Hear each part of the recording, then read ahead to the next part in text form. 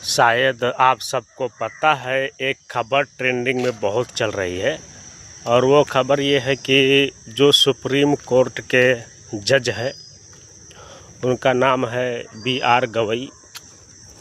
तो supreme court एक बहुत बड़ी देश की कोर्ट होती है, उच्च न्यायालय। वहाँ पे जज को किसी वकील ने जूता चला के फेंकना समझ लो या मारना समझ लो।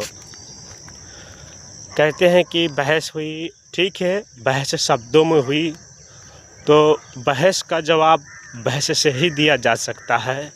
बहस का जवाब जूता या गोली से नहीं दिया जा सकता। कहने का मतलब ये है कि जो न्याय करता है वो सुरक्षित नहीं है तो आम जनता कैसे सुरक्षित हो सकती, ये विचारने की बात है ना। इसीलिए हमारे भारत देश में इतने सारे अपराध होते हैं, बलात्कार होते हैं, रेप होते हैं।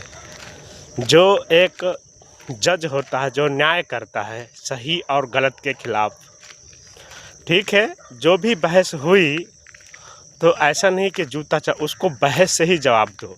अपने अंदर उतना टैलेंट होना चाहिए, उतना ज्ञान होना चाहिए कि सामने वाला जो बोल रहा है उसका जवाब होना चाहिए। जब सामने वाले के पास उसका जवाब नहीं होता, उसका उत्तर नहीं दे पाता, तो वो गलत करने में उतर आता है। जैसे देश की सबसे बड़ी कोर्ट सुप्रीम कोर्ट की जज के ऊपर जूता फेंका गया। इससे ये भी एक चीज़ सिद्ध होती है, संस्कार। इसका मतलब है वो संस्कारी नहीं था वकील। अगर संस्कारी होता ऐसा काम नहीं करता। इसीलिए मैं बार बार कहता हूँ कि शिक्षा के साथ में संस्कार बहुत ज़रूरी है।